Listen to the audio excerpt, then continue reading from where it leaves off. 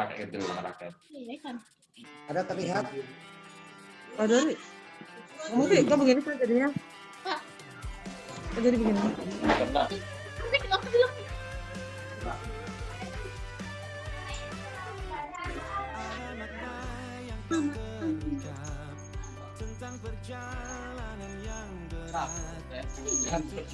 Oh, kan? Ini kirim ini Bu. Keluar. Oh, itu jelas.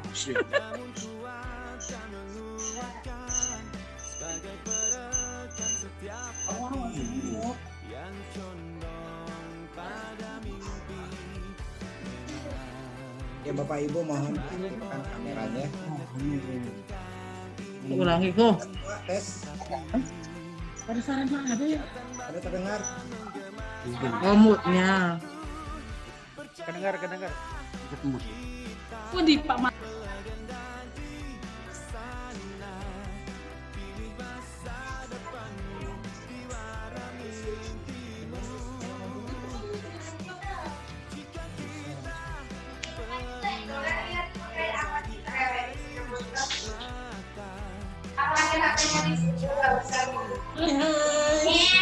Lagi masak ada ini HP 08128409 ARJ pesanan isi lengkap kode dakwah Oke. terus apa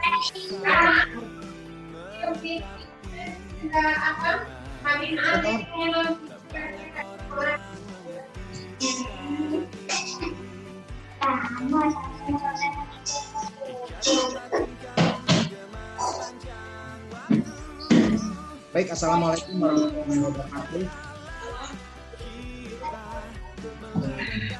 Bapak Ibu, terima kasih atas kehadiran memenuhi undangan saya hari ini.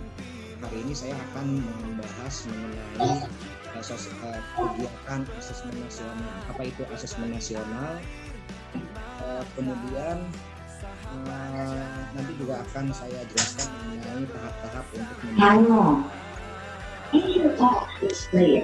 Baik, Bapak Ibu, sekarang untuk tujuan dari asesmen nasional adalah sebagai berikut. Yang pertama, asesmen nasional itu adalah untuk menghasilkan informasi atau memantau perkembangan mutu pendidikan dari waktu ke waktu. Atau tujuannya adalah untuk memantau kesenjangan antar bagian di dalam sistem pendidikan. Kemudian yang kedua, tujuan dari asesmen nasional tersebut adalah untuk menunjukkan apa yang seharusnya menjadi tujuan utama, yaitu pengembangan kompetensi dan karakter siswa. Kemudian untuk selanjutnya, tujuan dari asesmen adalah untuk memberi gambaran tentang karakteristik esensial sebuah sekolah yang efektif untuk mencapai memfokuskan pada sumber daya dan perbaikan mutu. Nah, asesmen nasional ini ada 3 manfaat. Jadi asesmen nasional itu untuk melihat potret kualitas pembelajaran. Yang kedua untuk meningkatkan kualitas pembelajaran sekolah. Yang selanjutnya adalah untuk menyusun program peningkatan kualitas. Nah, sekarang perbedaan antara asesmen nasional dan ujian nasional. Jadi secara tujuan dari asesmen nasional adalah untuk mengevaluasi mutu terkait sistem pendidikan. Tetapi untuk ujian nasional itu untuk mengevaluasi capaian belajar murid dan secara individu.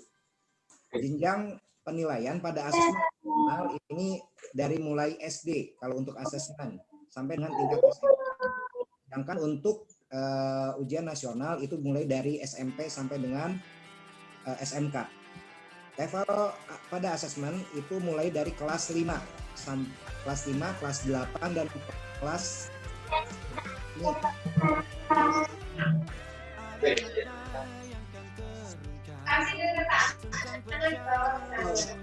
tingkat ya. Suaranya kurang kencang. Secara acak.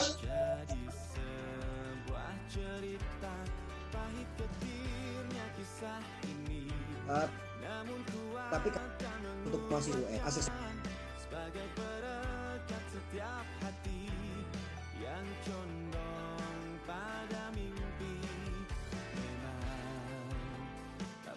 lelet.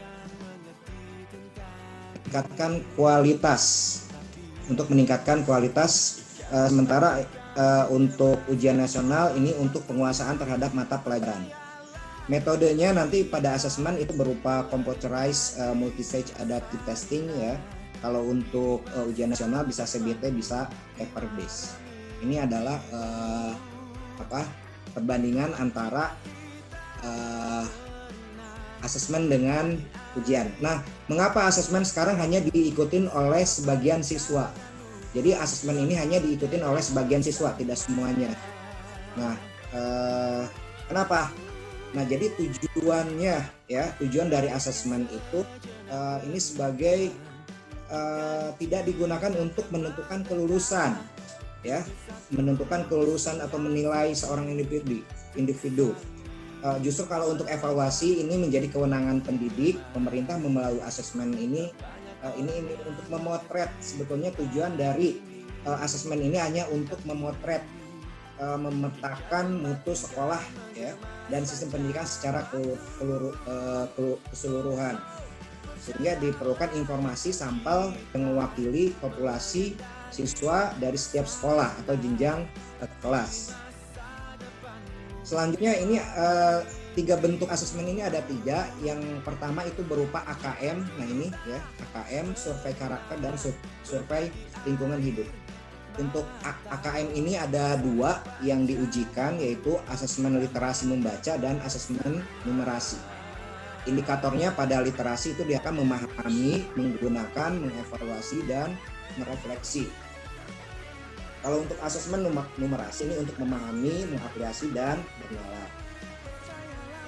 Nah, jadi ini bentuk soalnya. Jadi pada asesmen ini AKM ini ada 5 ya.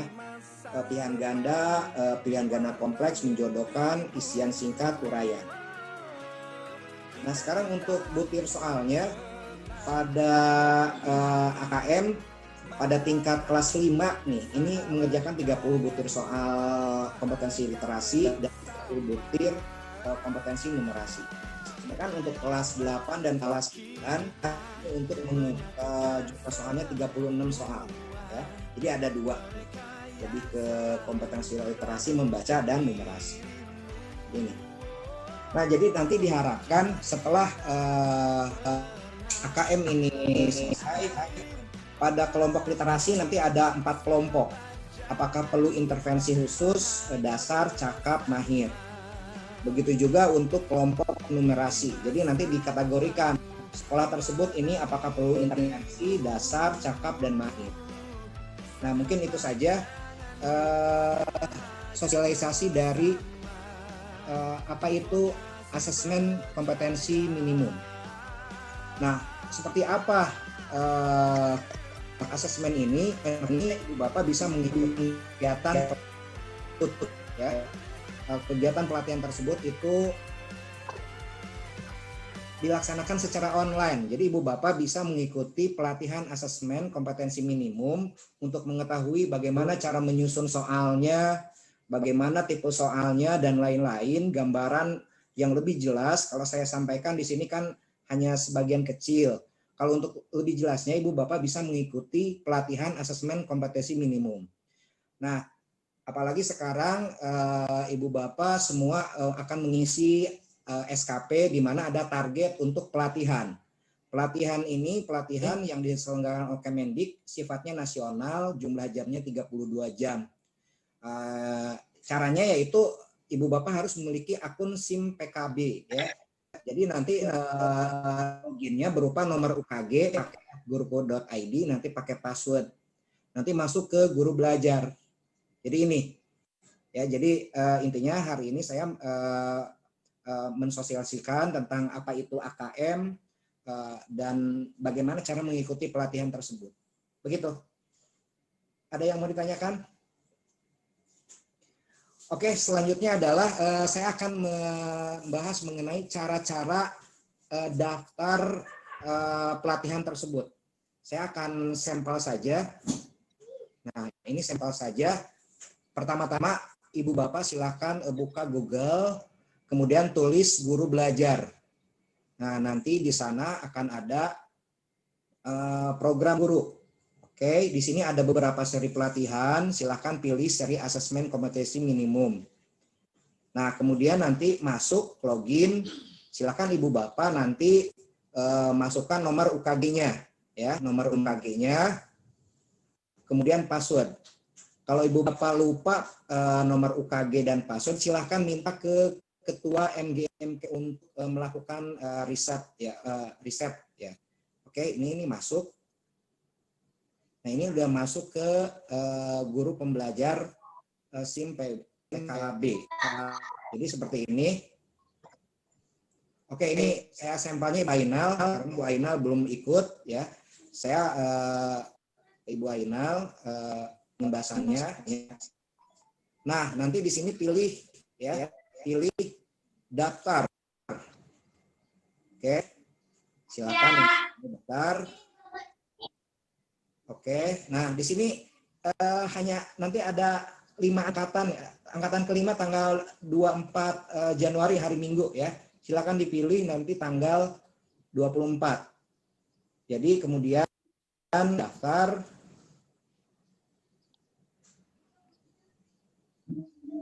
Oke, ya.